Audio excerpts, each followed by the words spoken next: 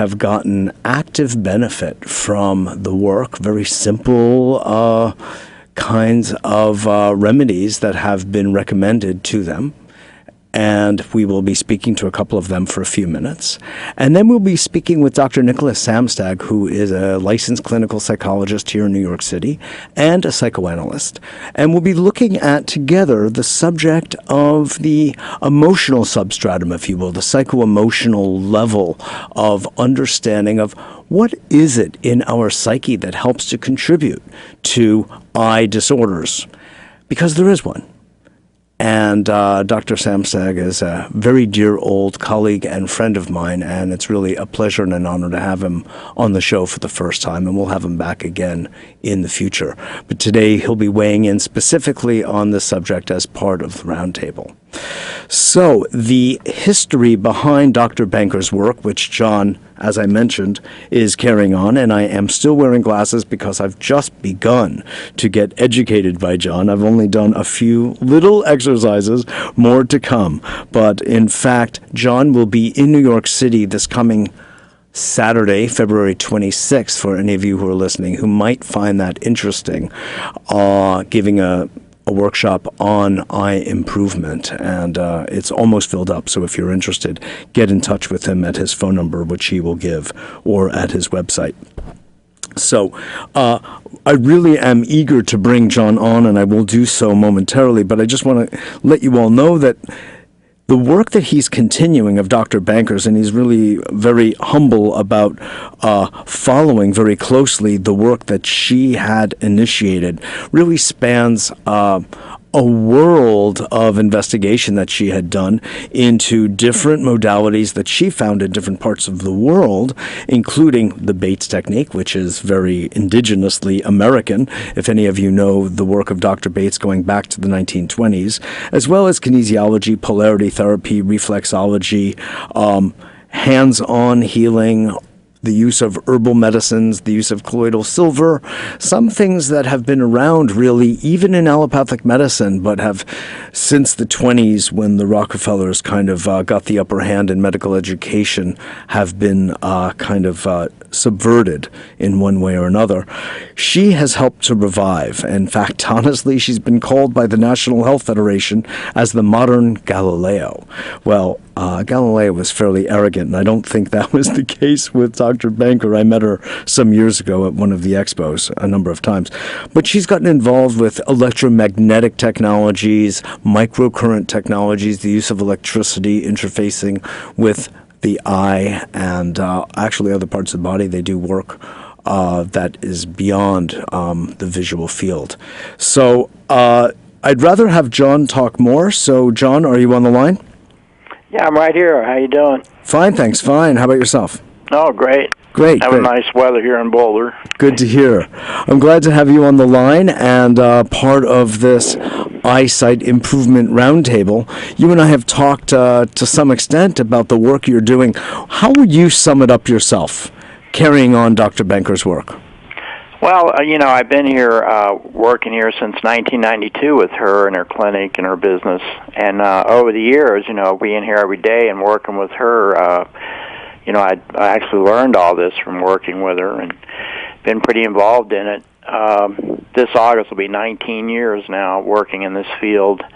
But she did have her own ways of dealing with eye diseases and getting people out of glasses and contacts, readers, trifocals, bifocals, and she actually showed me how glasses let your vision get worse, your prescriptions get stronger, how you can develop eye diseases and eye disorders from using the glasses. And Could you describe that? Could you describe that? Because that's an idea that is not popular in culture at all. Quite the contrary, glasses are considered to rectify worsening eyesight. Well, they help you see better, but they don't go to the cause of the problem. They just help the symptom. Aha. And the thing about reading glasses, trifocals, bifocals, progressive lenses, when you use those, there's a muscle inside the eye that goes around the lens in the eye, and it's called the ciliary body. It's actually a sphincter muscle. And the lens is sitting there in a sac, and this muscle goes all the way around it. And when you bring small print up to read it, your brain sends a signal to the ciliary body, and the muscle will actually tighten up around the lens, and it squeezes the lens. It's kind of like tightening a loop up around a balloon. If you tighten that loop up around the balloon's going to bulge out. So the same thing happens with your lens in your eye, and that's how you focus on small print when you're reading it, is by that muscle tightening up around the lens. When you bring the reading material closer to your eyes, there's increased tightening. Yeah, the muscle will tighten up some more to focus on even smaller print. Mm-hmm. But that's how you do it. You can't really feel it moving around in there, but it is. Okay, so what do glasses then do to that eye muscle? Well, there's things that people do in their everyday life that's damaging the muscle over time, and it will toughen up, and it doesn't want to focus properly when the brain tells it to. It won't squeeze properly. It loses its flexibility. Right. Its resilience. So you can't see good, so you go, all right, so you go get some reading glasses, and you put those on, you can see fine. Mm-hmm. You know, you can read the print, everything looks great. But what you're doing is when you put those glasses on, they actually paralyze the ciliary body. It won't move anymore because you can see with the glasses on. The brain won't move it unless you're trying to focus on something. So when you put the glasses on and you're wearing reading glasses, you can see the print and everything looks good. But the muscle's just sitting there. It's not moving anymore because the brain isn't trying to move it. So the brain starts to, that part of the brain starts to atrophy in itself. Well, it's not just that. It's the muscle too. It's just sitting there. And the thing is when that muscle tightens up and it loosens and it moves around in there to focus when you're reading and stuff. Yes. It actually secretes fluids that come out of the muscle, and they come into the lens, which is sitting in a sac. So these fluids get into the lens, and it brings oxygen and nutrition into the lens by this muscle tightening and loosening. Mm-hmm. So when you wear the reading glasses, that muscle's not moving anymore. And after 10 years of this, you've cut off the blood, oxygen, and circulation coming into your lens, and you can start developing cataracts from that. Oh, that's where cataracts can come from? Can cataracts come from another source? Yes, but a lot of people that we're seeing are from using the reading glasses and the trifocals and bifocals. You can also get cataracts from too much sunlight.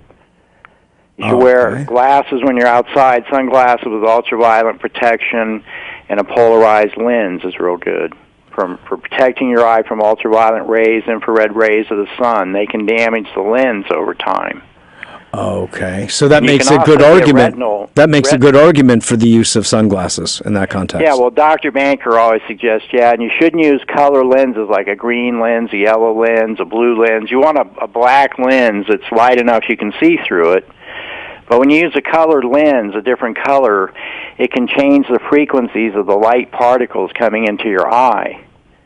And that's not good for your retina and macular area. I see. That's what she said. She always said to use just a black lens, but you don't want it so dark you can't see through it good. So, in other words, we are, by wearing glasses, according to Dr. Banker's understanding, worsening our eyes by atrophying the muscle because it gets frozen. It loses its resilience, and as a result of that, it's not getting the cellular activity, respiration, and detoxification that a cell would ordinarily get. And the same thing, when that muscle tightens up and loosens around your lens, it actually tugs on the Slim's canal. Mm-hmm. And that's a drain around your iris, where the white skin of the eye, that's called the sclera, meets the colored part of your iris.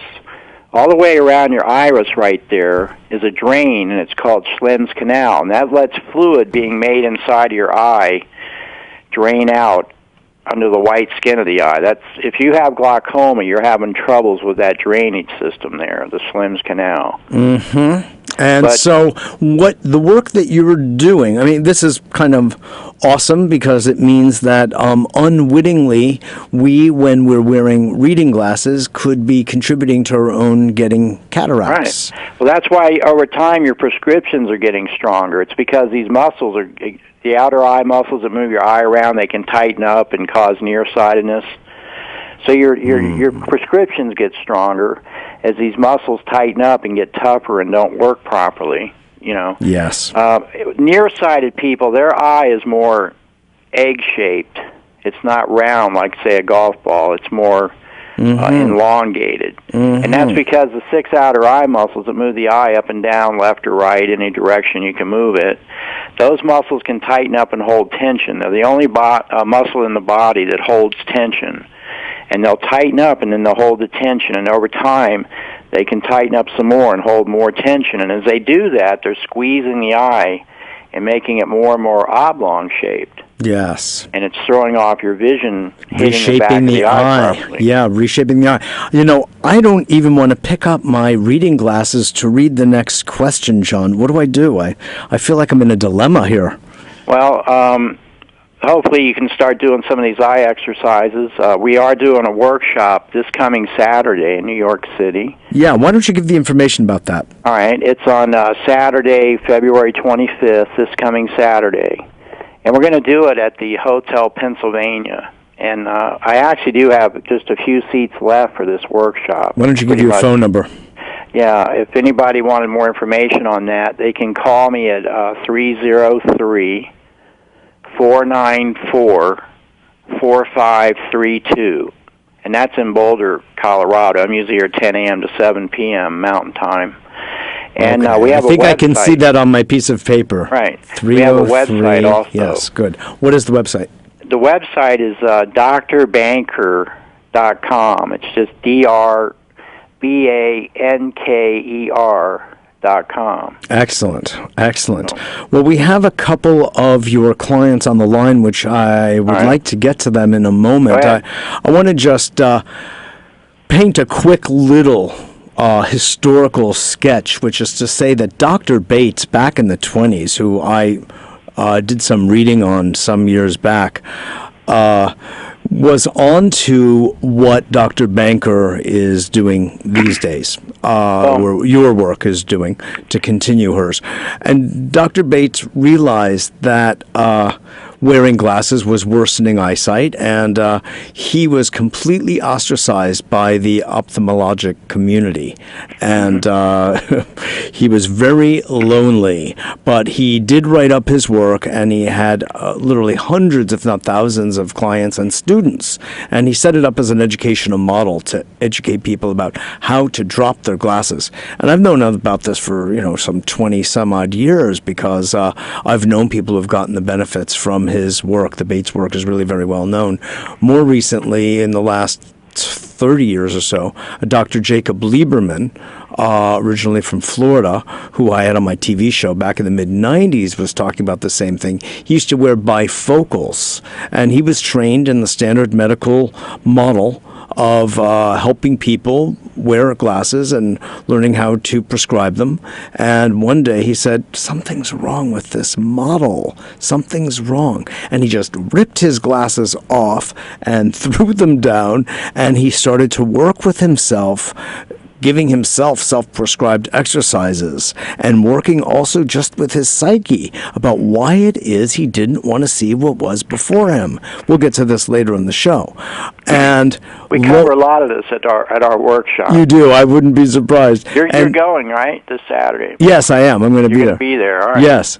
And Dr. Lieberman just began to make breakthroughs in his understanding of the way the eye worked relative to the brain, just as you were saying, John, and of the mind and the power of suggestion and the understanding of the emotional substrate of our speaking to ourselves about various things in life. Like getting angry, being emotionally upset, being tired and fatigued, being stressed out, emotional not getting stress. enough sleep.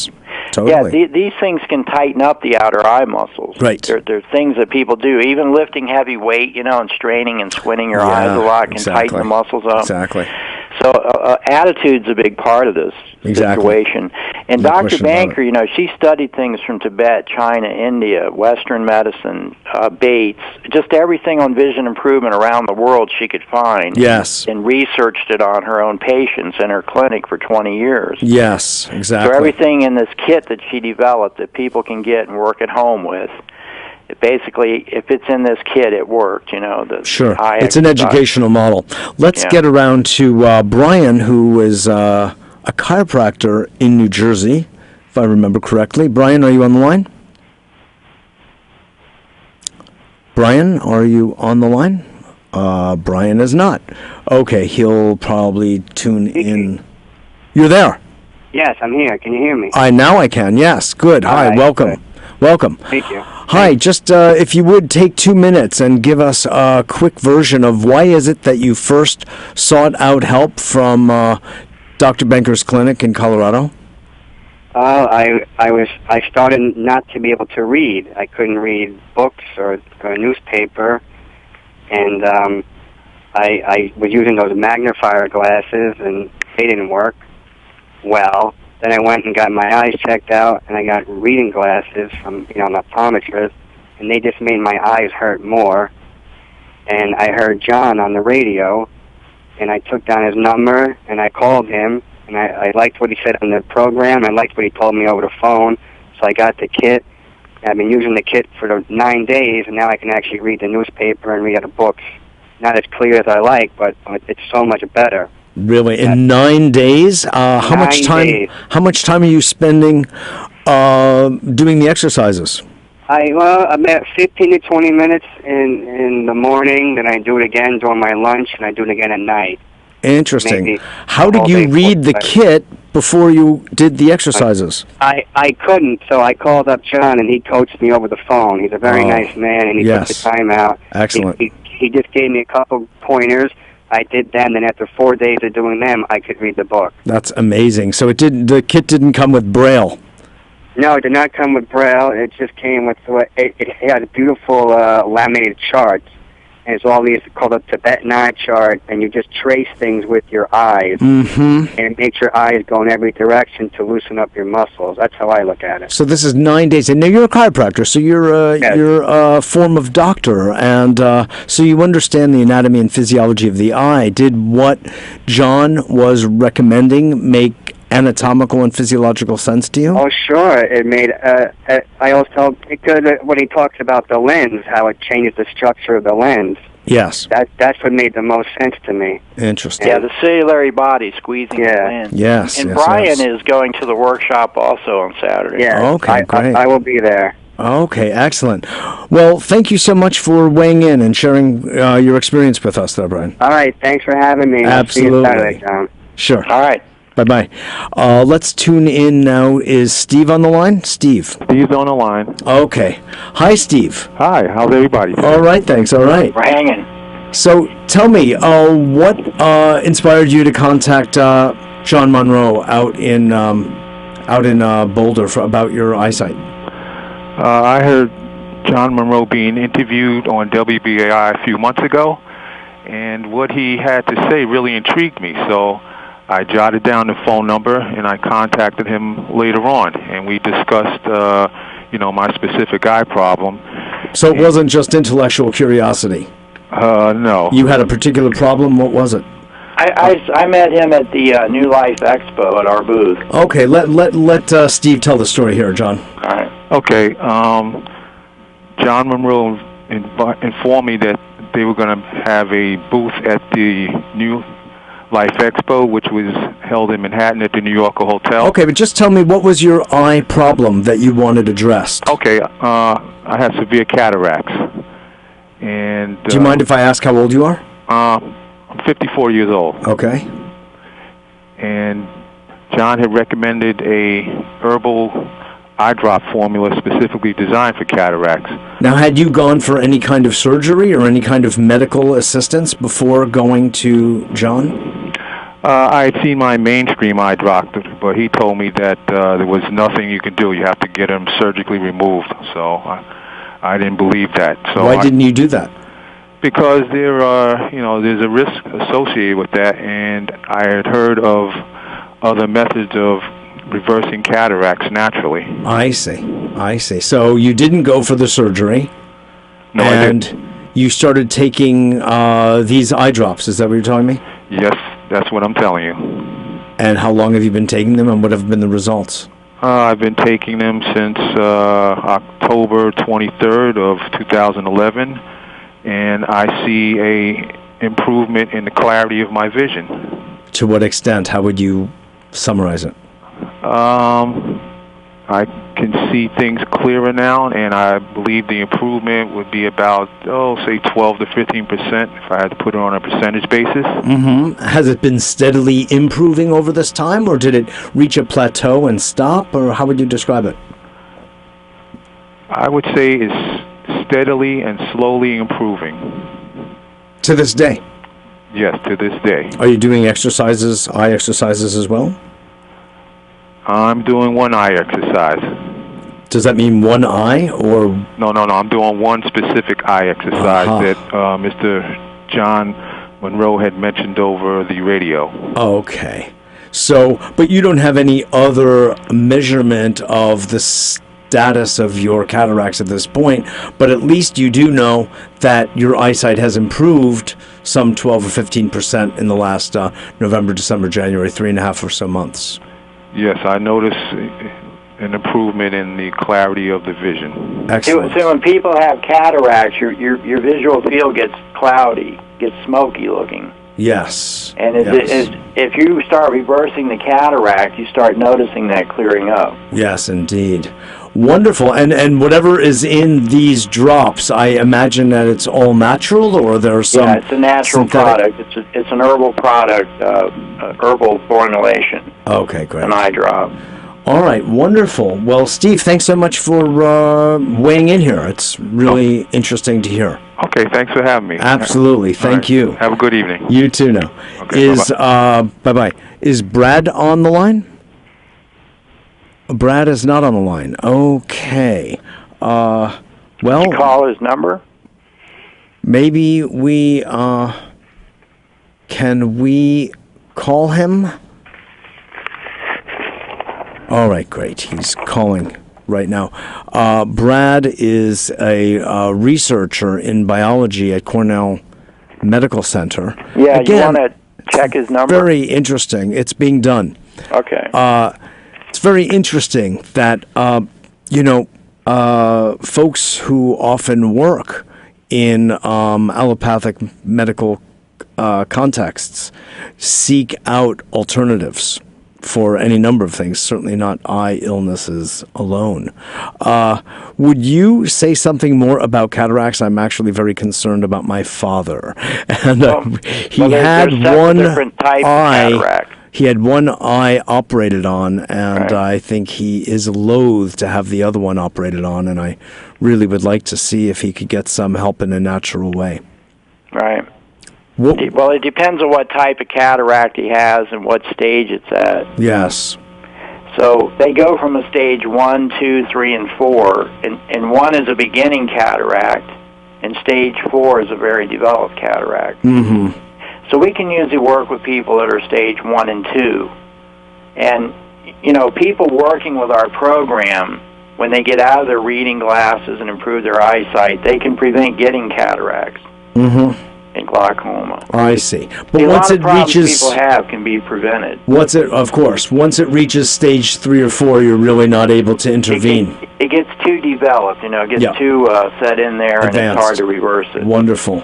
And then there's like a dozen different types of cataracts. We won't have the time for that today, John. But since Brad is on the line, let's introduce him. Brad does biological research and is a graduate student in biology, works at Cornell Medical Center. Brad, are you on the line? Wow. Yes, hi Mitchell, how are you? Hi, fine, thanks, fine. Thanks for joining us. I'll just keep you for a minute. I know you're busy out there on the West Coast. Sure. Listen, why did you contact this office in the first place? What was going on with your eyes? Okay, so what happened was me and John, we met at the New Life Expo last year, October, and at that morning itself, I had a really bad eye infection going on, and I was at the expo just to attend. And I didn't know John before that. I just saw his eye, seminar, and I was like, okay, I got to attend this, I have eye infection going on. And so I was at What was the name of your infection? Yeah, well, I'm going to come to that. So So, like, I didn't know what was going on in my eye, and then John looked. He said, "You probably have some kind of infection going on there. I have this sample, a bottle of, this solution you might want to try." And I said, "I don't know. I'm going to try, okay." So I asked across John's booth. There was this doctor's booth, like an actual doctor. He told me I have a conjunctivitis right there, but I can't write you a prescription. So I went back to John, and I said, "Okay, I need that solution you're talking about." And I asked John if he can give it to me, and he said, "Yeah, he'll tell me." So I got that, and at that time, John said, "I guarantee you, Brad, this would go away in like 2-3 days." Although I didn't believe it at that time. So I told him, okay, his eye was let's try. severely infected. Yeah. So I tried the drops, and honestly, like in 2-3 days, it was really gone. The actual whole infection started to fade away. And I asked the doctor how much was your thing, and he was going to give me some drugs called Sobedax, because that was I'm not even sure how much I was going to work or not, but it was $150. So I was like, I just got to try John's stuff, and I did try, and it really worked, miracle, Wow. So, and it hasn't come back? No. Or has it? No, it has not yet come back. Actually, what I do is now, on a regular basis, I just, use it once in a while to, as an eye, disinfectant, just to clear up, whatever toxins might be in my eye, because that's what John told me to do, so. Excellent. Okay, well, that's great. You saved $120. I'm happy for you. That's great. Yeah. Okay. No, it's very interesting. It actually cleared up this problem in a few days, and it worked. In a few days. That's extraordinary. Wonderful. Okay, Brad, thanks so much for taking a moment to call in. Yeah, definitely, Mitchell. Okay, be well. Wow, now we have a little bit better audio. Right. So this is wonderful. John, in closing, why don't you give us another word or two of your experience? I mean, let me ask you this. Is there a particular eye disorder that you have encountered over the past 19 years working with Dr. Banker when she was around and since that you have not been able to effectively address according to your clients and maybe even any kind of word from their ophthalmologists? Now, over the years working with her, I really didn't see too many the things that we couldn't improve, and work with. The hardest thing to work with is optic nerve damage, or basically neurological damage. Yes. And we're working on some things for that, too, that we're seeing some improvement in optic nerve damage. People get that a lot of times from glaucoma. Mm-hmm. Are you able to work with glaucoma successfully as well? Yeah, like I said, you get glaucoma from using those reading glasses. And when people start doing these eye exercises and tightening and loosening that muscle, it starts pulling on the Schlemm's canal and opening it and helping the fluid come out and the eye pressure. We've seen it go down just doing the eye exercises. You told me a story about a particular client of yours. I'm trying to remember. Do you have anything from memory? Yeah, he came to us. He had macular degeneration. Yeah. And tell the story. He came to us and did a week of treatment at our clinic. And I mean, that's quite a degenerative disease. Well, yeah, he had it for 30 years. Could you define what it is? Well, I was going to basically say he came to our clinic for like a week and worked with us, and when he went home, he got a driver's license. Oh, so he had medically diagnosed macular degeneration. Right. And did he use the standard care? Well, we have devices that Dr. Banker developed that we used on treating him. I don't mean your standard care. I mean standard medical care. He worked with our protocol for the treatments that we do for macular degeneration. Okay. And he did not use, prior to that, standard medical treatment. There's not much they do for it. If you have some bleeding in there, they might take a laser and try and stop the bleeding. But basically, the ophthalmologist will just tell you, well, there's not much more we can do for you. Mm-hmm. Mm-hmm. And you go home and you go blind. Right? Oh, yeah.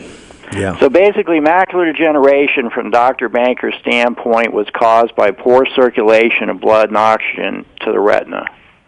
Mm-hmm. And if you look at the blood vessels that come into the retina, they're the smallest blood vessels in the body.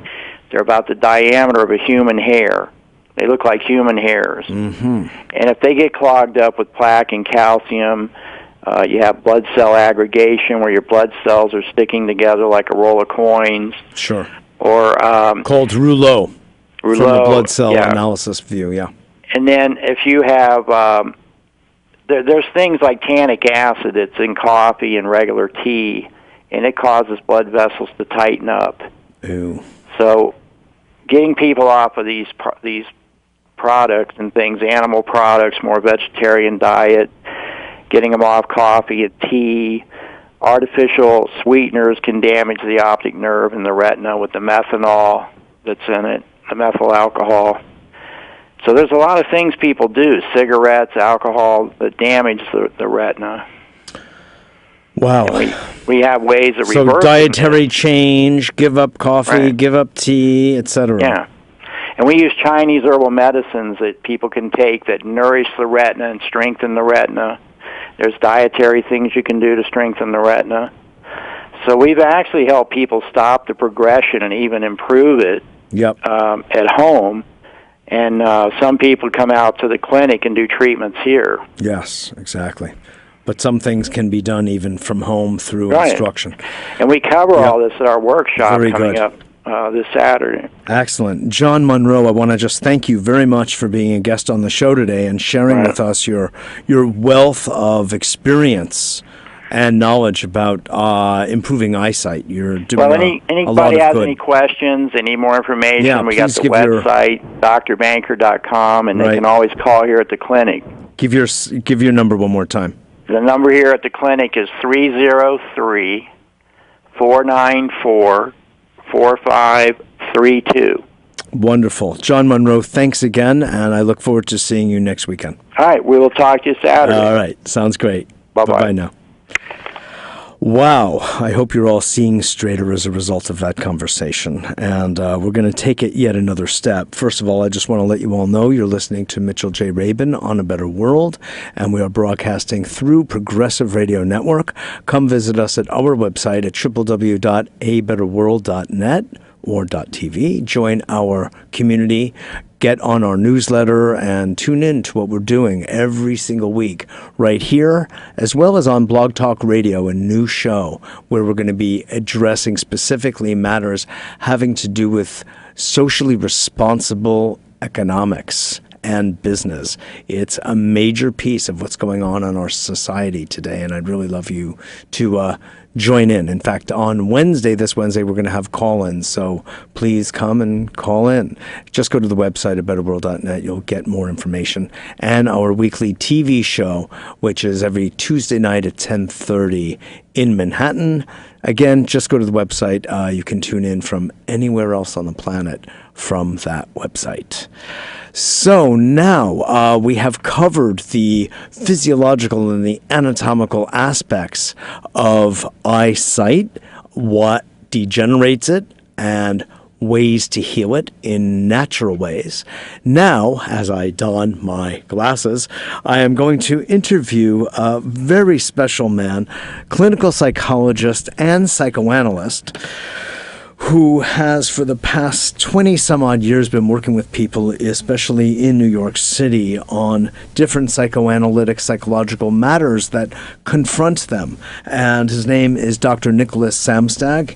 He has a list of degrees that are very impressive. He has done a huge amount of work teaching as well at NYU, and he has supervised psychiatric interns at different hospitals, St. Vincent's and others around town. And we're very pleased to have Nick on with us today to discuss the intricate emotional level of understanding that can come to us when we contemplate why people have trouble seeing. Hi, Nick. Great to have you on the show. Hi, Mitch. How do you work this thing here? There you go. There we go. Well, the first thing I'm going to do is take these glasses and throw them out the window. You and me both. I have contact lenses and glasses with 3 different lenses in them, so I'm a good... My God. What was your response to hearing all of that? It sounds very exciting. I mean, it's no news to you that there's a confluence of factors that contribute to people's not being able to feel well. And sight is certainly, one of the ones that we maybe know the most about from a psychosomatic standpoint. If you remember, Freud started out wondering why his patients were complaining of these physical symptoms. Mm-hmm. And then he would do, his various studies. The hysterical paralysis, including not seeing. Exactly. So that was in a very significant way, I think, that was the first step to exhaust physical etiology, and then to wonder about if it was something in the human mind. So in other words, beyond mechanical, where there's some kind of biological rationale for what's not working, he came to the resolute conclusion that I completely concur on, that there are different psycho-emotional issues that are clouding our sight.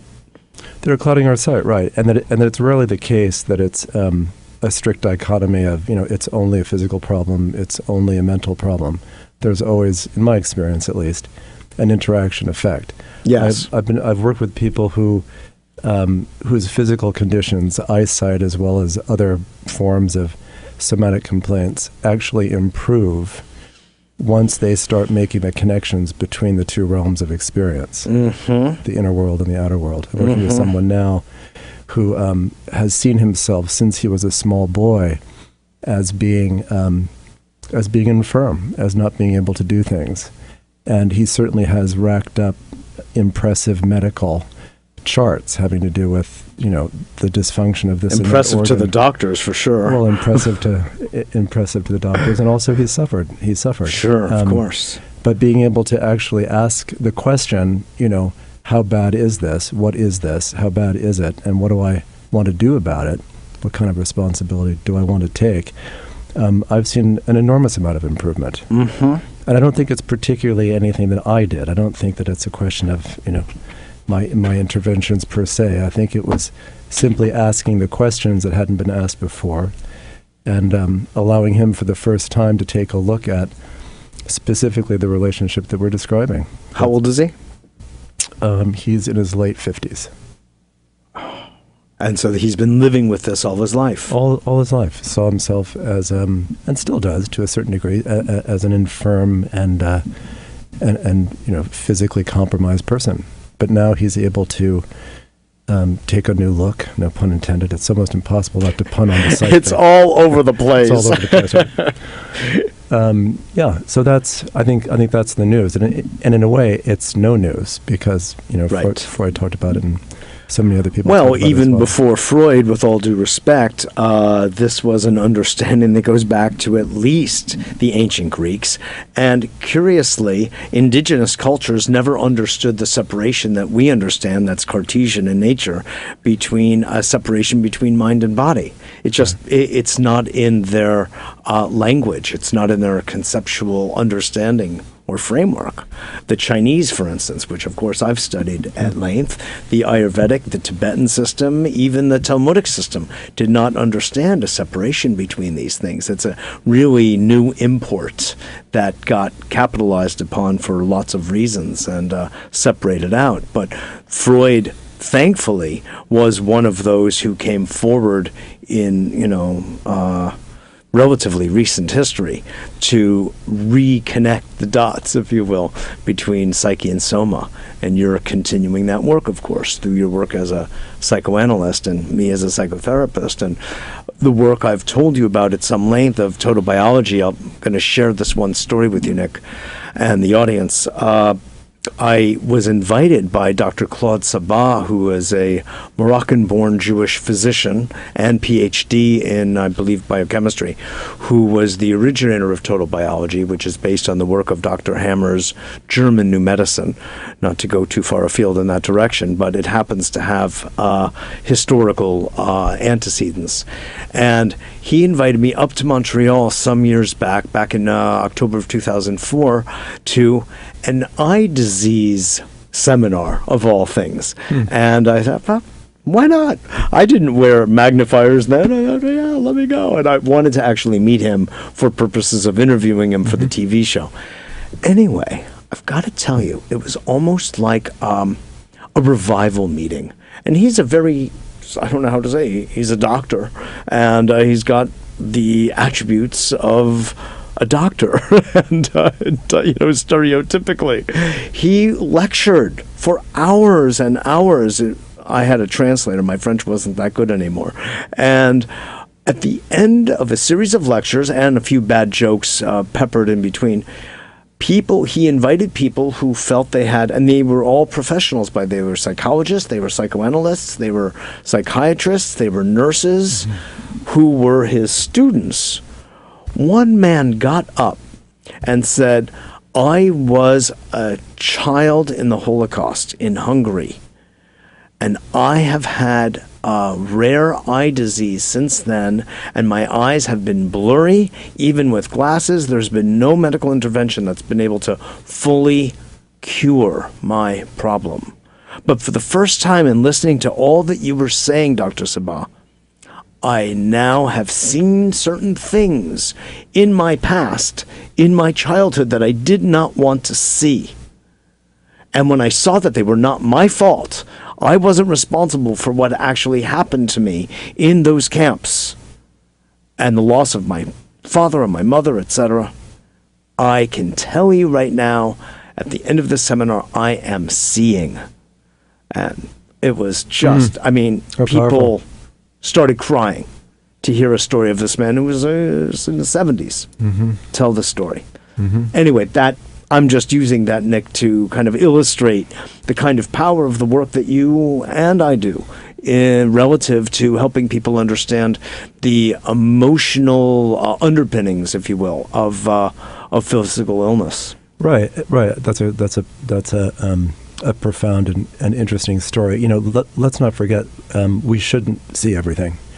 That's an interesting point. Right, because speak. Well, the brain selectively sure it does focuses on what's before us, and the brain-mind selectively focuses on it. And I think one of the things that Aldous Huxley reminded us of that in The Doors of Perception umpteen years ago, and others. I was about to say again, sometimes we lose sight of that. I can't stop saying that. But sometimes we, I think, assume that there's some kind of optimal level of seeing, be it literal or metaphoric, and I'll leave that to the more spiritual folks. But from my standpoint, I think we need to respect that it's precisely because we can't and shouldn't see certain things that a lot of these disorders actually originate. And so then the question is to understand the specific reasons behind that, the complex developmental histories, the complex psychophysiological. Here, do you want me to throw those glasses out for you? Well, I'm playing with them because I'm angry at them, and I want to break them. Say more about this. Is very interesting. There's this sort of underlying assumption that we should be able to see everything, and you're bringing something to bear that I think really merits attention. Yeah, I think that's true in so many of the therapies, be they physical or psychoanalytic, that there's this notion that we should somehow be seeing, feeling, doing, experiencing more. Adam Phillips writes very eloquently about this notion that we seem to know a lot about madness, but not much about sanity. and we all have at times our cross to bear and our thing to promote. And I think, the point is to perhaps be respectful to the limits that we have about what we actually can't see and shouldn't see, unless and until we come to a place where that becomes something that we want to look at. Here again, I'm doing it. Look at it. You can't not look at it. One of my teachers over the years, Nick, was Richard Bandler of neurolinguistic programming fame. And he said of us all, we fall into three generic categories: the visual, the auditory, and the kinesthetic, and, of course, olfactory. And everyone is all of them, of course, but we do have our general orientation, and yours is visual. So you will use language to articulate that view. Again, So am I. Right. Did I hear view? Yes. Right. But this is a very interesting thing that maybe we are not here to see all things, because in a very practical way, when I watch certain alternative media TV shows in the morning, as I'm feeling good and happy to be alive and drinking my nutritional green juices and Ignite Naturals and everything else, I sometimes glimpse what's going on in Syria. I glimpse what was going on in Egypt. I see what goes on in Bahrain, and I grow deeply saddened. And it's 8:15 in the morning, and my heart is breaking. And that is not a state of mind I really want to be in at that moment. Right. And I do feel that I am seeing things that I should not see, that there is a limit for all of us relative to what it is you're saying. Yeah, I think that's right. And I think there's also a discipline involved. Yeah. I think if we're going to talk about, personal responsibility or existential truth or all of that business, I think one of the things we're talking about is, how do we want to weigh in here? Mm-hmm. And so rather than promote some idealized version of nirvana or truth or sight in various ways, to take a look at how selectively we see, not as a criticism, but as an inquiry. Right. Why is it that we miss this and that?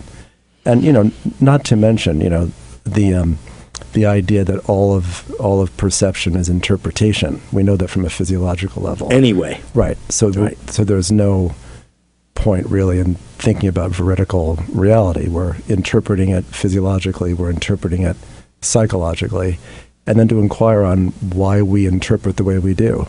In other words, going back to the notions of Freud, if you will, of Freudian slip, that's a more active, verbalizing, but the idea that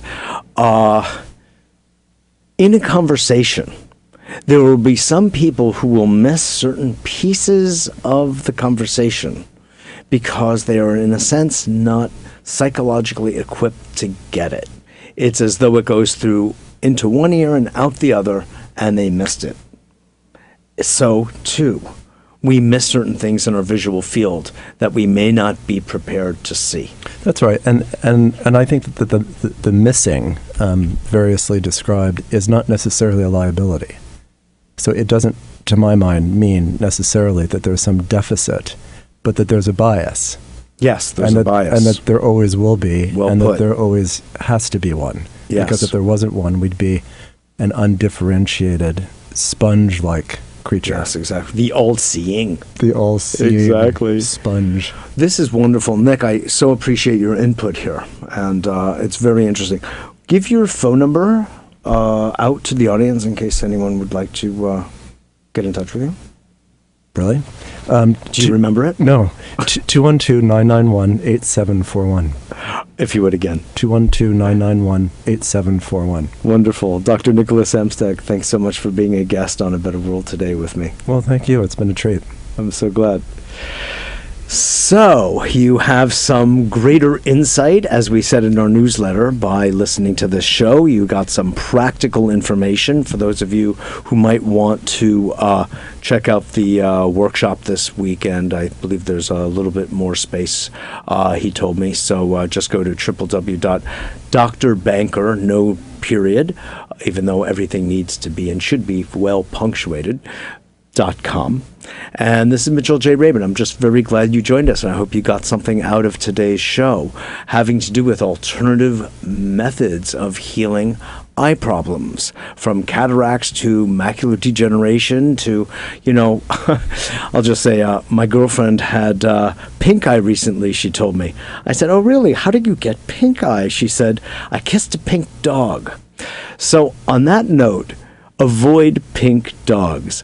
Do visit us, however, at www.abetterworld.net and the TV show as well every week. Such a pleasure to have you all listening today, and I look forward to seeing you all next week. Stay tuned now for Gary Null and one of the progressive newsletter commentary hours. They're always powerful, and I know you'll enjoy it. Thanks again, and see you next week.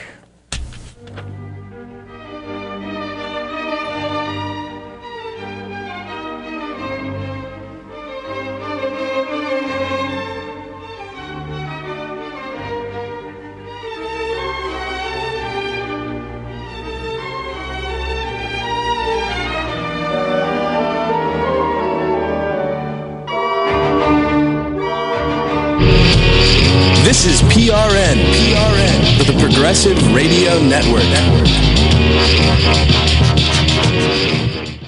We are the music